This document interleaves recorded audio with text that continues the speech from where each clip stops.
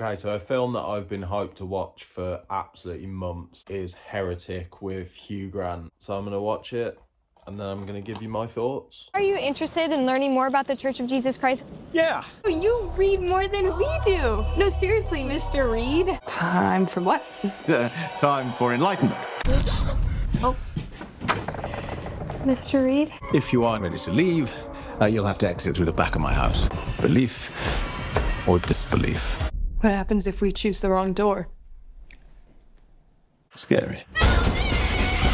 So you have to go dun in order to go hoot. Have you figured it out yet?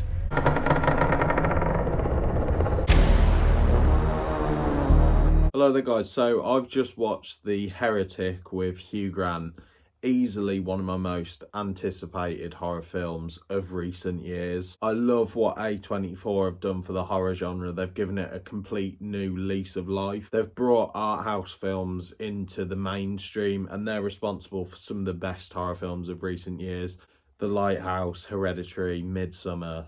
And The Heretic, as much as I don't rate it as high as those films, it's definitely not far off. This is a very solid, creepy, atmospheric film. The reason that I was so hyped for it is because I'm a massive fan of Hugh Grant. Loved films like Four Weddings and a Funeral and Notting Hill and Love Actually. They're just British classics. And for years he was always ridiculed as someone who just plays the exact same character every single time, just this bumbling, stupid, middle-class Englishman. But he played it so well. Over the past couple of years, in films like The Gentleman and even Paddington 2, he's had a complete revamp of his career and showed a lot more versatility.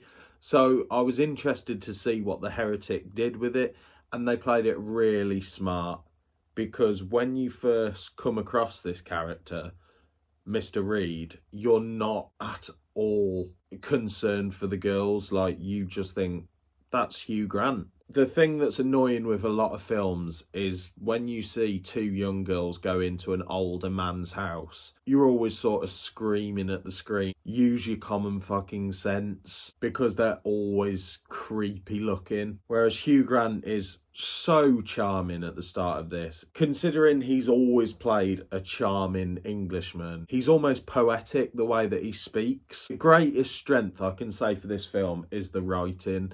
If you ask me to explain what mad shit happens in it, you'd probably be like, oh, not a lot. The writing, it's similar to sort of Tarantino-esque writing. It just flows out. It's so natural. It uses time to focus on the characters and really understand the situations that they're in. Mr. Reed clearly has had a lot of problems with faith, is aware that there's something in it, but has dedicated a lot of time to figuring out exactly what that is. Throughout the film, what kept me so invested is there's just constant good points. There's things that the protagonist says, and there's things that Mr. Reed says. And the conclusion that it does come to, spoiler warning if you haven't seen the film, and I will be talking spoilers in this, is the fact that the one true religion is control. These two, they call each other sister, so I'm just going to say nuns. They're from the Mormon church, and they go round to his house in the first place because he's requested more information.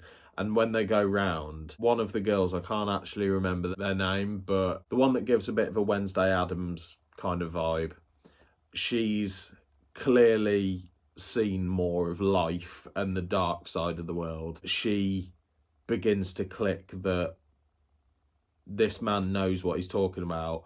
Why is he asking for more information? And that scene, for me, was a complete highlight, because there's just things that he says that she gets noticeably uncomfortable with. It's a perfectly normal conversation on the surface of it. She's clearly seen some trauma and had things in her life that she's a bit ashamed of. The suspense throughout this entire film is riveting. I do think the first half was the better half. I really enjoyed the subtle rising amount of uncomfortableness. I think my favourite scene in the film is they can't be in a room with a man without a woman being present purely for their safety. He's just so effortlessly, oh, my wife's in, does that count? Completely, you would not think twice. And then it just becomes more and more obvious that there's no one else in that house. A lie that he keeps telling them is that there's blueberry pie cooking, to a point that he says that there's pie, and he's like, what pie do you think it is? And they smell, and they're like, blueberry, and he's like, yes, it is. And he goes out of the room. Sister Barnes turns the scented candle on the table round, and on the label it says blueberry pie. Chills. When that happened, I was like, what the fuck? I've literally got goosebumps thinking about it. That reveal was so good. And that's the thing, in films you haven't got to have a crazy twist and turn of events. You've just got to have something that makes you go, fuck. Like the first Chucky film, when you realise the doll hasn't got batteries in it. Amazing. Even the first Saw film, when John Kramer gets up off the floor. Something that's not mind-blowing and not really confusing, but just makes you go, shit. This sets the women off into a panic, trying to get out the front door, but they can't, it's locked. Then they go to find Mr. Reed, and there's a very creepy scene of them walking down this corridor in his house, and you think for a long time that he's just stood there watching them, but it's actually a statue that's in his house. And that shot of the statue and the eyes in the dark is terrifying. And they go into this like make-believe church that he's got in his house, purely because he's that dedicated to finding out the truth behind religion. The scene of them walking in there, and you don't see anyone in there for quite a while, and he just walks into frame, shat myself. Generally one of the best jump scares I've ever had, and it's not meant to be. He just walks into shot. But that is the beautiful thing about suspense. You're just so like, what's coming, that anything at that point just takes you off guard. But then they're still keeping up hope that he is telling them the truth, that his wife's at home and gonna walk in the room. And they ask him to go and get her, and he goes, I'll ask, and then says, I just want you to think about this. Do you still believe my wife's in the next room? Again, chills. They know what's happening, but at the same time, imagine being in that situation where you're just like, fuck. He says that the door is on a timer and won't open until the next morning, but they can enter through the back of the house. This is where the film gets a bit metaphorical and definitely shows its art house kind of pretentious feel. It's still exceptionally done. And he goes on a whole spiel of how basically everything in life rips people off because of capitalism. The Hollies have a song, I can't remember what it was called, which Creep by Radiohead was inspired by, they got sued for, and Lana Del Rey got sued by Radiohead because she had a song that sounds like Creep. And he associates this with the fact there's a game called The Landlord's Game, which is basically the original version of Monopoly. And then there's the kooky knockoff version, which was a Bob Ross version of Monopoly. And he associates this with the Jewish holy book, with the Bible, with Islam. That scene is quite complicated to explain, and I've probably done a terrible job of explaining it. Watching it was fascinating because the fact that it's a testament to the writing and also to Hugh Grant. Hugh Grant delivers it to the point that you could watch that and not be confused, but trying to explain it is quite confusing. And they decide to stick to their guns and go through the belief door, stand by your beliefs. It doesn't matter what we say to him.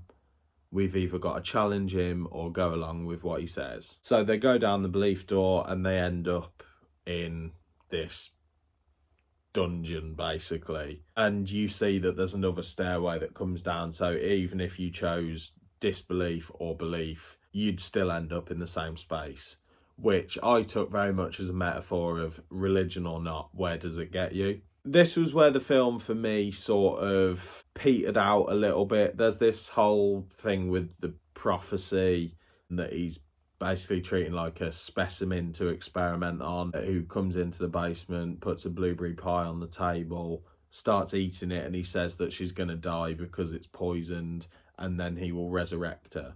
But he distracts the girls away to the stairs, and then you later find out the dead body from the blueberry pie was replaced by an alive woman to simulate a resurrection, which that's supposed to be the big twist, but I was more fucking uneased by the scented candle. Sister Paxton earlier on in the film took this dagger from his study, and they decide to have a code word, which is magic underwear. Later on, when the girls are like, that's not a resurrection, that's a magic trick, and she says, I'm talking about magic underwear, and then Hugh Grant slits Sister Barnes' throat, which I was like I genuinely thought she'd be the one to survive. And then Sister Paxton has her time to call him out and realise actually what's going on, and that's when you find out that the bodies were switched. And she goes further into the basement,